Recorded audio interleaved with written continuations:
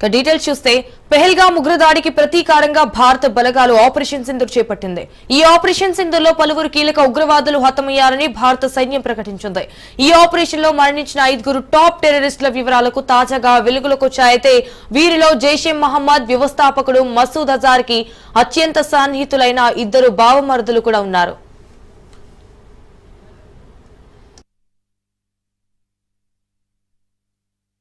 మే 7వ తేదీ అర్ధరాత్రి దాటిన తర్వాత పాకిస్తాన్ పీఓకేలోని లష్కరే తోయిబా జైషే మహమ్మద్ ఉగ్ర సంస్థల స్థావరాలపై భారత దళాలు మెరుపు దాడులు నిర్వహించాయి.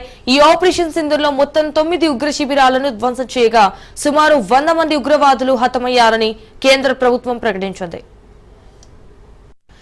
ముదస్సిర్ ఖాస్ అలియాస్ బాబు జిందాల్ ఇతను లష్కరే తోయిబాకు చెందిన కీలక ఉగ్రవాది అయితే ఇతని అంత్యక్రియలను పాక్ సైన్యం అధికారిక లాంఛనాలతో నిర్వహించినట్లు సమాచారం. అంతర్జాతీయ ఉగ్రవాది హఫీజ్ అబ్దుల్ రహూస్ నేతృత్వంలో జరిగిన ఈ కార్యక్రమానికి పాక్ ఆర్మీ చీఫ్ ఐజీ హాజరైనట్లు తెలుస్తోంది.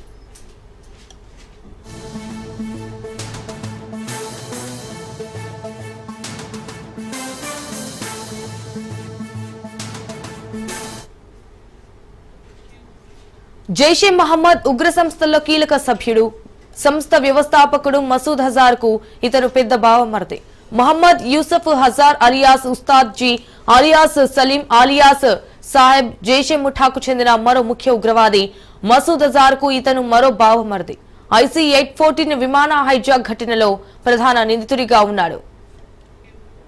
ఖలీద్ అలియాస్ అబు అకాసా లష్కరే తోయిబాకు చెందిన టాప్ ఉగ్రవాది.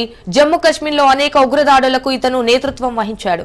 ఆఫ్ఘనిస్తాన్ నుంచి ఆయుధాల స్మగ్లింగ్ లో కీలక వ్యవహరించేవాడు. అయితే ఫైసలాబాద్ లో ఇతని అంత్యక్రియలకు పాక్ సీనియర్ ఆర్మీ అధికారులు అలాగే స్థానిక డిప్యూటీ కమిషనర్ హాజరైనట్లు సమాచారం అందుతోంది.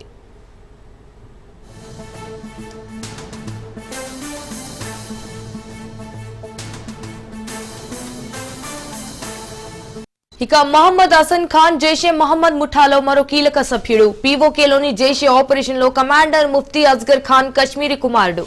జమ్మూ కశ్మీర్లోకి ఉగ్రవాదులను పంపించడంలో ఇతనిది ప్రధాన పాత్ర.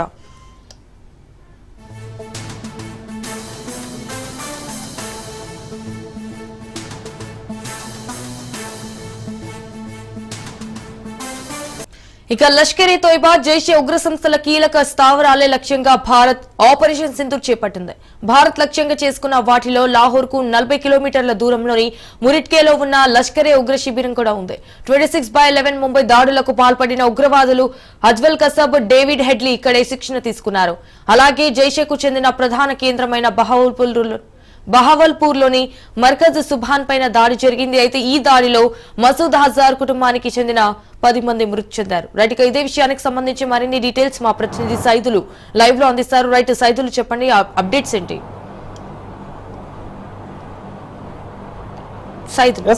భారత్ పాకిస్తాన్ కి సంబంధించి ఇంకా ఉద్రిక్త పరిస్థితులు అయితే కొనసాగుతూనే ఉన్నాయని చెప్పవచ్చు. ఎందుకంటే భారత్ కు సంబంధించినటువంటి మనము అంటే భారత్ పైన పాకిస్తాన్ దాడి చేసినప్పుడు ఎప్పటికప్పుడు ఇటు మనం వైమానిక స్థావరాల టార్గెట్ గా పాకిస్తాన్ టార్గెట్ చేస్తూ వస్తుంది. వాటిని తిప్పికొడుతుంది భారత సైన్యం. ఇప్పటికే దాదాపుగా 13 చోట్ల టార్గెట్ గా పాకిస్తాన్ దాడులకు పాల్పడే విధంగా స్కెచ్ చేసింది. సో వైమానిక స్థావరాలను టార్గెట్ గా చేసుకుంది. సో వాటిని ప్రస్తుతం అయితే భారత్ తిప్పికొడుతుంది. ప్రస్తుతం బోర్డర్లో కూడా పరిస్థితులు చాలా ఉద్రిక్తంగా ఉన్నాయంటగా కూడా మనకైతే సమాచారం అందుతుంది. సో ఈ యొక్క కంటిన్యూ అయ్యే అవకాశం కనిపిస్తుంది. ఇప్పటికే మొత్తం ఇక ఆపరేషన్ ఖగార్ కూడా ప్రస్తుతానికైతే అది నిలిపివేసింది. అసలుగా దాదాపుగా 24,000 మంది దాదాపుగా ఆపరేషన్ ఖగార్లో పాల్గొన్నారు. అంటే తెలంగాణ ఛత్తీస్గఢ్ బోర్డర్ పరిధిలో పెద్ద ఎత్తున మావోయిస్టులు ఉన్నారనే ఒక సమాచారంతో ఆపరేషన్ ఖగార్ని మొదలుపెట్టింది కేంద్ర ప్రభుత్వం. సో వారందరినీ కూడా వెంటనే విధుల్లోకి రావాలని చెప్పేసి ఆదేశాలు జారీ చేసింది. వారందరూ కూడా వెంటనే వెళ్ళిపోయారు. ప్రస్తుతం అయితే పాకిస్తాన్ బోర్డర్ పరిధిలో ఉన్నటువంటి అందరూ కూడా విధుల్లో చేరారు. సో ఎప్పటికైనా సరే పాకిస్తాన్ ఎటువంటి చర్యలకు పాల్పడినా కూడా తిప్పికొట్టేందుకు భారత్ సైన్యం అయితే సిద్ధంగా ఉంది. అయితే మనం కూడా పాకిస్తాన్ టార్గెట్ గా చాలా ప్లేసెస్ టార్గెట్ గా చేసుకొని దాడులు చేశాం. దాదాపుగా 34 ప్లేసులను టార్గెట్ గా చేసుకున్నాం. పాకిస్తాన్ ప్లేసులను టార్గెట్ గా చేసుకొని భారత్ దాడి చేసింది. ఈ యొక్క దాడిలో దాదాపుగా పాకిస్తాన్ కి సంబంధించి దాదాపుగా ఆస్తి నష్టం ఎక్కువగా జరిగినట్టుగా కూడా మనకైతే సమాచారం అందుతుంది.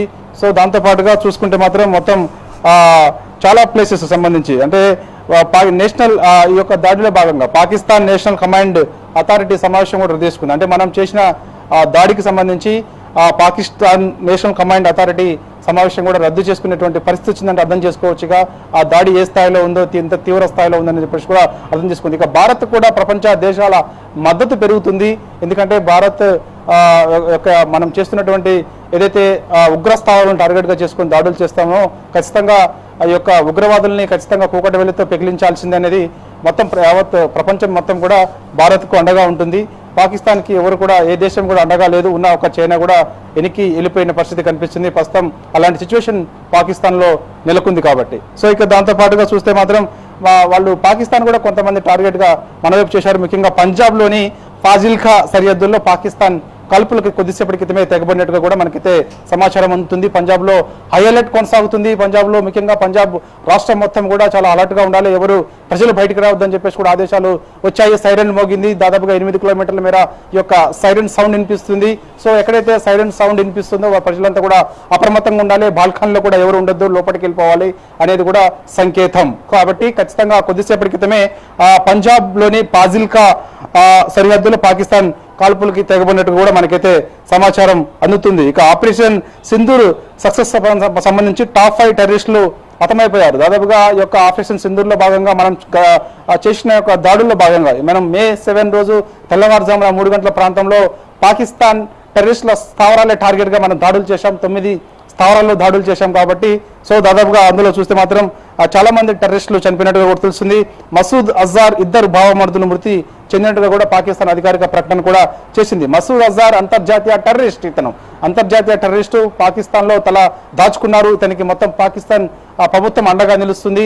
IMF నిధులు మొత్తం కూడా పాకిస్తాన్ టెర్రరిస్టులు కేటాయిస్తున్నారు కాబట్టి సో ఆ నిధుల ద్వారానే టెర్రరిస్టులందరూ కూడా మొత్తం ఆ యొక్క ఉగ్ర కార్యకలాపాలకు సంబంధించి మొత్తం ప్రపంచవ్యాప్తంగా చాలా వరకు టార్గెట్గా చేసుకొని ఇలాంటి దాడులకు ప్రేరేపిన విధంగా చేస్తున్నారు మసూద్ అజార్. సో దానికి సంబంధించి చూస్తే మాత్రం మనం చేసినటువంటి టార్గెట్లో భాగంగా మసూద్ అజార్ కుటుంబ సభ్యులు దాదాపుగా అందరూ మరణించారు. మసూద్ అజార్ తప్ప మిగిలిన వాళ్ళందరూ కూడా మరణించారు. అధికారిక ప్రకటన కూడా చేసింది. ఈ మృతుల్లో చూస్తే మాత్రం మొత్తం 7 చనిపోయారు. ఆ ఉగ్రవాదులు 7 చనిపోయారు. సో ఇక మిగతా ఉగ్ర 9 స్థావరాలపైన కూడా భారత్ టార్గెట్గా చేస్తుంది. మరి కొన్ని రోజుల్లో ఖచ్చితంగా ఈ యొక్క యుద్ధం కొనసాగే అవకాశం ఉంది. ఖచ్చితంగా పాకిస్తాన్ బోర్డర్లో అంటే POK పాకిస్తాన్ ఆక్రమిత కాశ్మీర్లో ఉన్నటువంటి టెర్రరిస్ట్ స్థావరాలు ఏదైతే ఉన్నాయో ఆ టెర్రరిస్ట్ స్థావరాలే లక్ష్యంగా భారత్ దాడి చేస్తుంది. సో చాలా మంది ఇంకా ఆ టెర్రరిస్ట్ స్థావరాలన్నీ ఉగ్రవాదులు ఉన్నట్టు కూడా మనకైతే సమాచారం అందుతుంది. ఇక పహల్గాం ఉగ్రదాడికి ప్రతీకారంగా భారత్ బలగాల ఆపరేషన్ సింధూర్ ఏదైతే ఉందో అది కొనసాగుతున్నట్టుగా కూడా తెలుస్తుంది. ఎందుకంటే విదేశాంగ శాఖ మంత్రి ఆల్రెడీ ఆ ప్రకటన కూడా చేశారు. ఖచ్చితంగా ఇది ఆపరేషన్ సింధూర్ కొనసాగుతూనే ఉంటుంది. ఎందుకంటే పాకిస్తాన్ ఆర్మీ కానీ పాకిస్తాన్ సంబంధించినటువంటి కొన్ని జెట్ ఫైటర్స్ కూడా భారత్ వైపు దూసుకొస్తున్నాయి. సో ఇప్పటికీ ఒక పరిస్థితులు ఉద్రిక్తంగానే ఉన్నాయి. ఓన్లీ ఒక జమ్మూ కాశ్మీర్ కానీ అదేవిధంగా గుజరాత్ కానీ రాజస్థాన్ కానీ పంజాబ్ కానీ చండీగఢ్ రాష్ట్రంలో ఇలాంటి పరిస్థితి ఇంకా ఉద్రిక్త పరిస్థితులు నెలకొన్నాయి. మొత్తం పాఠశాలలకు కూడా సెలవులు ఇచ్చాం కాబట్టి సో మరికొన్ని రోజులు ఇలాంటి సిచ్యువేషన్ ఉండే అవకాశం ఉందని చెప్పేసి కూడా జయశంకర్ చెప్పారు. విదేశాంగ శాఖ మంత్రి జయశంకర్ చెప్పారు.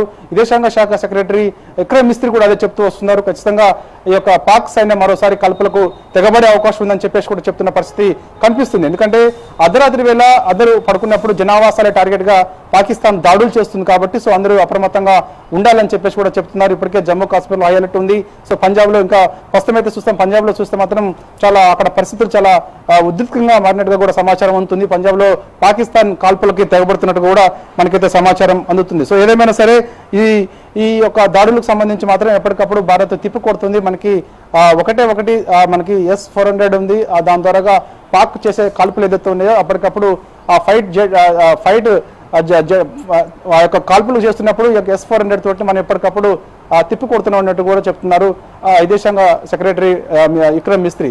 సో మరికొన్ని సమయంలోనే అంటే మనకి ఈ రోజు ఈవినింగ్ టైంలో మరోసారి పాకిస్తాన్ కాల్పులకు తెగబడుతుందని చెప్పేసి కూడా చెప్తున్నటువంటి సిచ్యువేషన్ అయితే నెలకొందని చెప్పవచ్చు. సో మనం జరిపిన దాడుల్లో భాగంగా దాదాపుగా టెర్రరిస్టులు అయితే 7 హతమయ్యారు. సో హతమైన వాళ్ళు చూస్తే మాత్రం లష్కరే తోయిబా జైషే మహమ్మద్ ఉగ్ర స్థావరాల లక్ష్యంగా మనం దాడులు చేశాం. వాళ్ళు మొత్తం 7 టెర్రరిస్టులు కూడా చనిపోయారు. ముదస్సర్ కాస్ అలిహాస్ అబు జుందాల్ ఇతను లష్కరే తోయిబా చెందినటువంటి కీలక ఉగ్రవాది. ఇతని అంత్యక్రియలకు పాక్ సైన్యం అధికారిక లాంఛనాలతో నిర్వహించింది. ఇది అందరికీ తెలిసిన విషయమే, ప్రపంచ దేశాలు కూడా చూశాయి మనకి. అంటే ఒక ఉగ్రవాది మరణిస్తే పాక్ సైన్యం అతనికి మద్దతుగా అంత్యక్రియల్లో పాల్గొందంటే చూడొచ్చు ఇక ఏ స్థాయిలో ఉగ్రవాదుల్ని పెంచి పోషిస్తుందో పాకిస్తాన్ అనేది కూడా ప్రపంచ దేశాలకు తెలిసిపోయింది. అందుకు భారత్ ఖచ్చితంగా అండగా ఉంటామని చెప్పేసి కూడా చెప్తుంది. ఎందుకంటే టెర్రరిస్టులు ఎక్కడున్న ప్రమాదకరమే, ఇది ఇక్కడే కాదు, మన భారత్కే కాదు, మొత్తం యావత్ ప్రపంచానికి కూడా చాలా ప్రమాదకరం. కాబట్టి ఖచ్చితంగా ఈ యొక్క టెర్రరిస్టులకు మద్దతుగా అటు పాక్ ప్రభుత్వం, పాక్ ఆర్మీ సపోర్ట్ గా ఉంటుంది. అందుకే వాళ్ళు రెచ్చిపోతున్నారని చెప్పేసి కూడా చెప్తున్నారు. కాబట్టి సో ఈ యొక్క ఉగ్రవాద అంత్యక్రియల్లో అధికారికంగా పాక్ ఆర్మీ కానీ పాక్ ప్రభుత్వం పాల్గొన్నదంటే ఇక ఏ స్థాయిలో ఉగ్రవాదులను పెంచి పోషిస్తుందో పాకిస్తాన్ అర్థం చేసుకోవచ్చు. ఇక జైషే మహమ్మద్ ఉగ్ర సంస్థల కీలక సభ్యుడు ఎవరుతున్నారు, సంస్థ వ్యవస్థాపకుడు మసూద్ అజార్, ఇతని పెద్ద బావమరిది మొహమ్మద్ యూసఫ్ అజార్ అలియాస్ ఉస్తాద్ జీ ఇంకా అలియాస్ సలీం అలియాస్ సాహబ్ జైషే ముఠాకు చెందిన మరో ముఖ్య ఉగ్రవాది మసూద్ అజార్ కు చెందినటువంటి ఇతని బావమరిది. IC-1814 ఇమాన్ ఐజాక్ లో ఘటనలో ప్రధాన నిందితుడిగా ఉన్నారు. విమానం ఐజాక్ చేసినప్పుడు ఈయన ప్రధాన నిందితుడిగా ఉన్నారు ఆ సమయంలో. సో అతను కూడా ఈ యొక్క మనం జరిపినటువంటి ఉగ్ర స్థావరాలే లక్ష్యంగా చేసుకొని దాడి చేసినప్పుడు ఇతను కూడా మరణించినట్టు కూడా తెలుస్తుంది. ప్రస్తుతం అయితే మాత్రం మనకు బోర్డర్లో పరిస్థితులు ఉద్రిక్తంగా ఉన్నాయి. పంజాబ్లో పాకిస్తాన్ కాల్పులు తెగబడుతుంది. సో మరోసారి పాకిస్తాన్ కూడా ఇలాంటి చర్యలకు పాల్పడవచ్చు, ఖచ్చితంగా అలర్ట్గా ఉండాలని చెప్పేసి కూడా అన్నారు. కొద్దిసేపటి క్రితమే హై లెవెల్ మీటింగ్ అయిపోయింది. కొద్దిసేపటి క్రితమే ప్రధాని నరేంద్ర మోడీ తోటి అజిత్ దోవల్ కూడా భేటీ అయ్యారు. ప్రస్తుత పరిస్థితులన్నీ కూడా మోడీకి వివరించారు. Right Saidulu, thank you for the live updates.